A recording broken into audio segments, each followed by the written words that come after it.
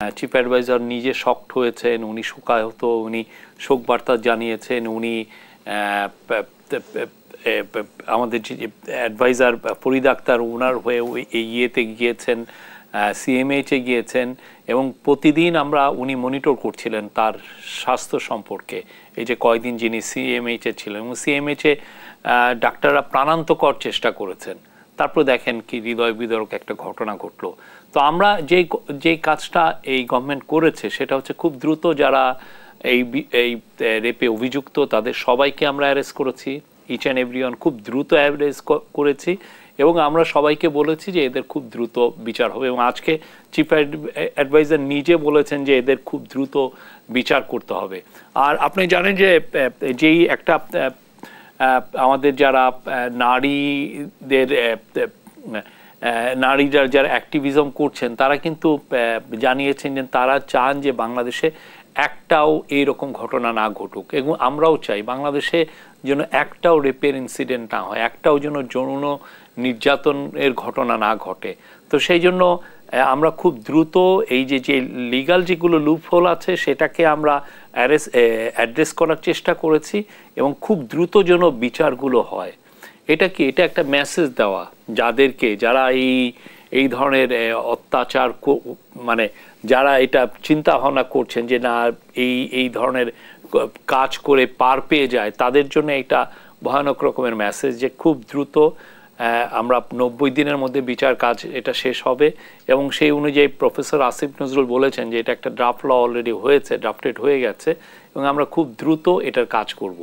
এখন দেখেন আমরা আমাদের তরফ থেকে যতটুক ব্যবস্থা নেওয়ার আমরা কিন্তু নিয়েছি এবং বাট আমার মনে হয় কি এটা অ্যাট দ্য সেম টাইম আমাদের যে কয়েকদিন যে আন্দোলনটা হলো আমরা ওয়েলকাম জানাই যে না এইটা সবাই মিলে আসলে আমাদের যেই সমাজে যে এই একটা ভয়ঙ্কর রকমের যে একটা পাপ কাজ এইটা যে আছে, এটা যে একটা ক্রাইম আছে, এটা তো ভয়ঙ্কর রকমের একটা ক্রাইম। এই ক্রাইমের এগেনস্টে আমরা সবাই যেন সোচ্চার হই, বাংলাদেশের জন্য একটা এরকম ঘটনা না ঘটে। এটা সবাই মিলে আমাদের একসাথে এইটার এগেনস্টে এই ক্রাইমের এগেনস্টে ভয়ানক ক্রাইমের এগেনস্টে দাঁড়াতে হবে।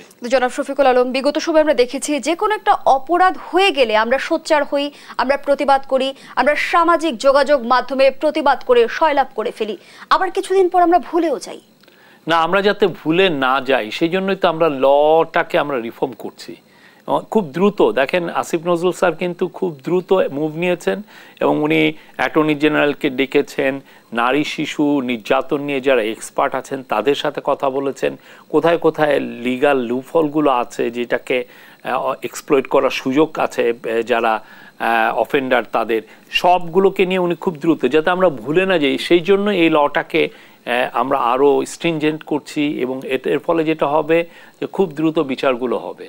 কেউ যেন একটা সংস্কৃতি আছে এইটা যেন বলার কারো সুযোগ না হয়। গণঅভ্যুত্থানের পরবর্তী সময়ের চিত্র যদি আমরা তুলে ধরি, বলা হচ্ছে যে নারীরা শুধু ধর্ষণের শিকার হচ্ছে না, বিভিন্নভাবে নিপীড়ন কিংবা হেনস্থার শিকার হচ্ছে এবং সমাজে একটি পক্ষ দাঁড়িয়ে গেছে যারা আসলে নারী বিদ্বেষী।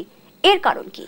না, এটা প্যাট্রিয়ার্কি বেশিরভাগ দেশেই আছে, অনেক দেশে আছে, কিন্তু আমরা চাই না বাংলাদেশে এই ধরনের প্যাট্রিয়ার্কি থাকুক বা এই ধরনের কোনো গ্রুপ থাকুক যে নারীদের অধিকার খর্ব করার চেষ্টা করবে। আমরা চাই বাংলাদেশের প্রত্যেকটা নাগরিক, ইন্টারিম গভর্নমেন্টের এটা একটা পুরো প্রায়োরিটি যে বাংলাদেশের প্রত্যেকটা নাগরিকের হিউম্যান রাইটস এস্টাবলিশড হবে। বাংলাদেশ পৃথিবীর মধ্যে সবচেয়ে সেফেস্ট জায়গাগুলোর মধ্যে একটা হবে মেয়েদের জন্য। আপনি জানেন বাংলাদেশ কিন্তু খুব এক্সেপশনাল একটা দেশ, এখানে প্রচুর নারী কিন্তু ফ্যাক্টরিতে কাজ করছেন, ম্যানুফ্যাকচারিং সেক্টরে কাজ করছেন। কালকে যদি বাংলাদেশের নারীরা বলেন যে না আমরা কাজ বয়কট করব, বাংলাদেশের ইকোনমি এক মুহূর্তে তারা কলাপস করবে। তো আমরা কিন্তু সেই নারীদের সেফ ওয়ার্কিং প্লেস, বাংলাদেশটা সেফ বাংলাদেশ, নিরাপদ বাংলাদেশ নারীদের জন্য, এটা আমাদের করতে হবে। এবং এটার জন্য যেই গ্রুপগুলো তাদের এইটা খর্ব করার চেষ্টা করছেন তাদের বিরুদ্ধে আমাদের সবাইকে এক হতে হবে, বলতে হবে যে তোমার এটা অন্যায়, এটা এবং আমরা এ বিষয়ে কিছু কিছু মুভি নিয়েছে, দেখেছেন কিছু কিছু ছেলে অফেন্সিভ কিছু রিমার্ক করেছে, কিছু মলেস্টেশনের অভিযোগ এসছে, নারীদের বিরুদ্ধে কিছু এই যে ফুটবল খেলা বন্ধ করার অভিযোগ এসছে 2-3টা। আমরা বেশিরভাগ ক্ষেত্রে আমরা কাজ করেছি, আমরা এই যারা যারা এটা করেছেন কিছু কিছু ক্ষেত্রে আমরা অ্যারেস্টও করেছি। সরকার ইতিমধ্যে বিভিন্ন পদক্ষেপ নিয়েছে, প্রফেসর সংহতি প্রকাশ করেছেন এবং উনি এটা নিয়ে বলেছেন, সোচ্চার হতে বলেছেন, এবং আমরা সবাই সোচ্চার হচ্ছি। সরকার সংহতি প্রকাশ করছে, অনেক পদক্ষেপ নেওয়া হয়েছে, আমরা জানি যৌথ বাহিনীর অপারেশন ডেভিল হান্টও চলছে, কিন্তু আইন শৃঙ্খলা পরিস্থিতির দৃশ্যমান উন্নতি আমরা কেন দেখছি না? কেন আমাদের ছিনতাই, ডাকাতি কিংবা মবক্রেসির মতো ঘটনা দেখতে হচ্ছে? না, মবক্রেসি কিনা আমি বলবো না, হ্যাঁ দলবদ্ধ যে একটা ভায়োলেন্স আমরা দেখছি এটা আমি অস্বীকার করছি না। আমরা যেটা করছি যে এটা নিয়ে আমরা চেষ্টা করছি, আমাদের সর্বোচ্চ চেষ্টাটা করছি। কিভাবে চেষ্টা করছি? আমরা পুলিশের কনফিডেন্সটা ফেরাতে চাচ্ছি। যেই জায়গাটায় ঘাটতি, দেখেন একটা বিপ্লবোত্তর সময়ে যেই বিপ্লবের মানে অপর পক্ষে ছিল, হ্যাঁ বিপরীত পক্ষে ছিল পুলিশের এগেনস্টে কিন্তু বেশিরভাগ কুলিংয়ের আসছে। ফলে এখন এই পুলিশকে নিয়ে আপনি কিভাবে আগাবেন? তো পুলিশের তো কনফিডেন্স লেভেল খুবই লো। আমরা তাদের কনফিডেন্সটা হাই করার চেষ্টা করছি, তাদেরকে আমরা চেয়ার আপ করছি। কিন্তু যেটা হচ্ছে যে পুলিশের মধ্যে তো অনেকে খুনে জড়িত ছিলেন, যারা নির্মমভাবে আমাদের ইয়াং স্টুডেন্টদেরকে খুন করেছেন, ঠিক না? ফলে যেটা হচ্ছে পুরো পুলিশ ফোর্সের মধ্যে একটা মোরালটা খুবই ডাউন। আমরা সেটাকে হাই করার চেষ্টা করছি। আর এই যে মোরাল ডাউনের সুযোগটা কেউ দলবদ্ধ যারা সন্ত্রাস করছেন এরা এটা সুযোগ নেওয়ার চেষ্টা করছেন। আমরা 7 মাসে, এটা অনেকে বলেন 7 মাস তো চলে গেল, আপনারা পারছেন না কেন? আমরা সত্যিকার অর্থে 7 মাসে আমাদের এফার্টের কম ছিল না। অন্যান্য দেশে যেটা হয় যে পুরো পুলিশ ফোর্সকেই তারা বাদ দিয়ে দেয়, যে না এটা টেইন্টেড, যেমনটা হয়েছে এই পুরো এদেরকে সবাইকে বাদ দিয়ে নতুন আমি একটা ফোর্স রেইজ করি। কিন্তু সেটা তো আমরা পারি না, এটা সম্ভবও না। বাংলাদেশের যে লিগাল যে ইনফ্রাস্ট্রাকচার আছে সেটাই সম্ভব না। তো ফলে যেটা হচ্ছে এই পুলিশ ফোর্সকে নিয়েই তো আমাদের কাজ করতে হচ্ছে। আর এই পুলিশ ফোর্সের মধ্যে তো অনেক ধরনের সমস্যা ছিল এবং যেটার কিছুটা জিএ আছে। তো আমরা এই কাজগুলো করছি। আমরা সবাইকে বলবো যে আপনারা দেখেন আমরা কতটুকু, আমাদের চেষ্টার কোনো ত্রুটি নেই এই ব্যাপারে। আমি আপনাদেরকে বলতে পারি প্রফেসর ইউনূস প্রতিদিন এই ল অ্যান্ড অর্ডারের বিষয়ে খোঁজ নেন, সবাইকে জিজ্ঞেস করেন এবং প্রত্যেকটা বিষয়ে উনি সকালের থেকে উনি সন্ধ্যা পর্যন্ত ওনার এই মনিটরিংটা থাকে, কোথায় কি হচ্ছে। ইভেন এমনও হচ্ছে যে এমন একটা ঘটনা ঘটলো মধ্যরাতে, এটা ওনাকে জানানো হয়, উনি এটা জানেন এবং এটা প্রয়োজনীয় নির্দেশনা দেন। বিগত সরকারের শাসনামলে আমরা যেমনটি দেখেছি, ফ্যাসিবাদী শাসন ব্যবস্থায় রাষ্ট্রীয় বাহিনী অর্থাৎ আইন শৃঙ্খলা বাহিনীকে ব্যবহার করা হতো লাঠিয়াল বাহিনী হিসেবে এবং আন্দোলন দমনের হাতিয়ার হিসেবে। একই অভিযোগ এখনো পুলিশের বিরুদ্ধে করা হচ্ছে। না, আমরা এই অভিযোগটা ঠিক না। আমরা কি পুলিশকে বলছি যে যাও তুমি গুলি করে আসো, মেরে ফেলো? আমরা পুলিশকে যেটা বলছি সেটা হচ্ছে ইন্টারন্যাশনাল রায়ট কন্ট্রোলের যে মেজারগুলো, যেটা ইউএন অ্যাপ্রুভ মেজার, সেটাই তোমরা করো। সেক্ষেত্রে তারা সেই প্রোটোকলটা মেনে চলছেন। এই মেনে চলার কারণেই কিন্তু অনেকে ভাবছেন যে পুলিশ বুঝি দুর্বল। আপনি আগের 50 বছর বা আগে 20-30 বছরের, বিশেষ করে হাসিনার আমলটা দেখেন না, পুলিশ এইরকম কোনো একটা ঘটনা করলে পুলিশ সরাসরি তারা কিলিং করতো। পুলিশ ক্রস ফায়ারে মানুষকে মেরে দিত। একটা নাম করা সন্ত্রাসী, একজনকে নাম করা ডাকাতের নাম শোনা যাচ্ছে, ওকে তা পুলিশ পুরো সোসাইটিকে একটা ভয়ের সংস্কৃতি তৈরির জন্য ওকে ক্রস ফায়ারে মেরে দিত। এটা একটা পুরো সাজানো নাটকে। আমরা তো হিউম্যান রাইটস কারো ভাঙছি না। আমরা আমাদের এইটাকে বজায় রেখে কতটুক আইন শৃঙ্খলা পরিস্থিতি ভালো করা যায় সেটা আমরা করছি। আমরা যেই সংস্কৃতি শেখ হাসিনা রেখে গেছেন সেই সংস্কৃতি আমরা নিব না। আমরা নিব সেই সংস্কৃতি যেটা ইন্টারন্যাশনালি অ্যাকসেপ্টেড, যেটা সিভিল সোসাইটিতে একটা সিভিলিয়ান একটা দেশে যেটা থাকে, এই সিভিল সোসাইটি, সেটা আমরা নিচ্ছি। এবং এটা আমি বলবো যে আপনারা ধৈর্য ধরেন, এটা রেজাল্ট পাবেন।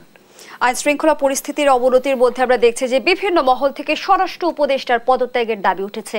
এই বিষয়টি নিয়ে স্বরাষ্ট্র মন্ত্রণালয় পরিবর্তনের বিষয়ে সরকারের ভাবনাটা কি? না, আমি তো দেখছি আপনারা হয়তো যেটা হচ্ছে যে ওনার কাজগুলো দৃশ্যমান অনেক হচ্ছে না। বাট আমরা বলবো যে যারা এই এই কাউন্সিল অফ অ্যাডভাইজারের মধ্যে উনি one of the hard working adviser. উনি কাজ করছেন, উনি নিয়মিত সফর করছেন, উনি প্রত্যেকটা গ্রাসরুটে যাচ্ছেন, উনি থানাগুলো সফর করছেন, মধ্যরাতে থানা সফর করছেন, পুলিশকে যতটুকু মোরাল বুস্টিং করার দরকার সেটা উনি করছেন।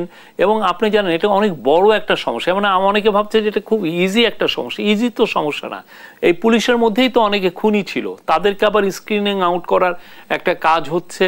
তারপর হচ্ছে যেমন পুলিশ 15 বছর ধরে এই খুনের নাটক সাজাতো, এই সংস্কৃতির থেকে আমরা সরেছি। উনি এটাকে দেখভাল করছেন যে না আমরা হিউম্যান রাইটসটা কতটুকু এনশিওর করছি, এগুলো ওনার আমি মনে করি যে উনি হি ইজ মিসআন্ডারস্টুড, বাট আমি মনে করি উনি কাজ করছেন, that I can tell you.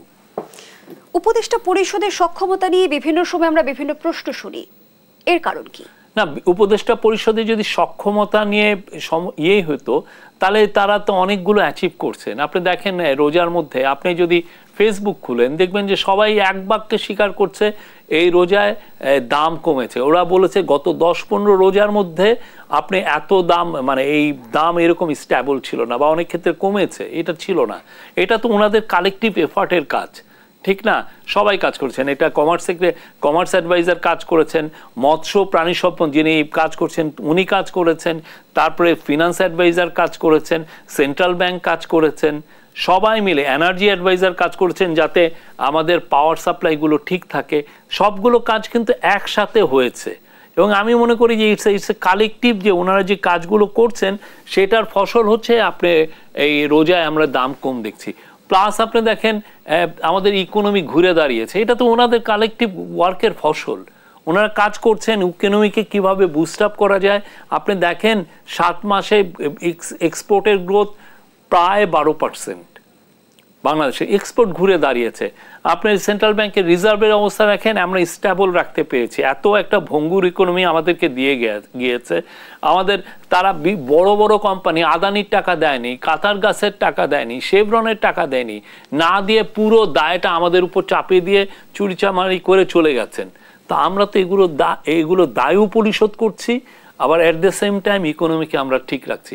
এটা তো ইন্টারিম গভর্নমেন্টের যে অ্যাডভাইজাররা তাদের হার্ড ওয়ার্কের ফসল এটা। এবং আপনি দেখেন ইকোনমি ঘুরে দাঁড়িয়েছে। তো এই কাজগুলো তো তারা যদি কাজই না করতেন, তারা যদি সেরকম, তাহলে এই কাজগুলো এই জিনিসটা তো এখানে আসতো। এবং 7 মাস যেই ধরনের ভয়ঙ্কর একটা ইকোনমিকে আমরা পেয়েছি, ভঙ্গুর একটা ইকোনমি, সেই 7 মাসে ঘুরিয়ে দাঁড়ানো ইটস এ ম্যাসিভ অ্যাচিভমেন্ট আমি বলবো। বর্তমান সময়ে অন্তর্বর্তী সরকারের মূল চ্যালেঞ্জ আসলে কোন জায়গায়? মূল চ্যালেঞ্জ তো অনেকগুলো। প্রথম কথা হচ্ছে ইকোনমিকে ঠিক করা। আমি ইকোনমি যদি ঠিক না করতে পারি, আমার এখানে পভার্টি পেয়ে বসবে। আমি যদি ইন্টারন্যাশনালি আমি রাইট মেসেজ না দিতে পারি যে আমার ইকোনমি ঘুরে দাঁড়িয়েছে, আমি ফরেন ডাইরেক্ট ইনভেস্টমেন্ট পাবো না। আমাদের ল অ্যান্ড অর্ডারটা ঠিক করা, এটা আমাদের একটা মানে আমাদের পিস অ্যান্ড স্ট্যাবিলিটি ঠিক রাখতে হবে। আমাদের দ্রব্যমূল্য, মানুষের তো প্রতিদিনের যে বিষয়টা যে তার দ্রব্যমূল্যকে ঠিক রাখা, ইনফ্লেশনটাকে কমানো। আপনি দেখেন ফেব্রুয়ারিতে ইনফ্লেশন এটা 22 মাসের মধ্যে সবচেয়ে কম ছিল, একদিনের বিষয় না, এটা 22 মাসের মধ্যে। এবং আমরা আপনাকে বলছি এই মার্চের ইনফ্লেশন আপনি যখন এপ্রিলে আপনি দেখবেন, আমি মনে করি এটা আরও কমে আসবে। তা আমরা এই যে মানুষের জীবনে স্বস্তি দান করা, পিস অ্যান্ড স্ট্যাবিলিটি রাখা বাংলাদেশে, এবং বাংলাদেশকে নতুন একটা ফরেন পলিসি দেওয়া। আমরা তো এক ধরনের একটা আমাদের ফরেন পলিসিকে আমরা আউটসোর্স করে ফেলেছিলাম। এক জায়গায় আমি বর্গা দেওয়া বলে না, বর্গা দেওয়ার মতো অবস্থা হয়েছিল। আমরা সেই জায়গায় একটা পুরো জাতিপুঞ্জের মধ্যে আমরা মেসেজ দিচ্ছি যে না, we are a proud nation, সেটাকে জানানো। প্রত্যেকটা কাজ কারা করছেন, এটা প্রফেসর ইউনূসের নেতৃত্বে ইন্টারিম গভর্নমেন্ট করছেন, এবং আমরা মনে করি যে আমরা অনেক ক্ষেত্রেই আমরা সফল হয়েছি। 4 দিনের সফরে ঢাকায় পৌঁছেছেন জাতিসংঘ মহাসচিব অ্যান্তোনিও গুতেরেস এবং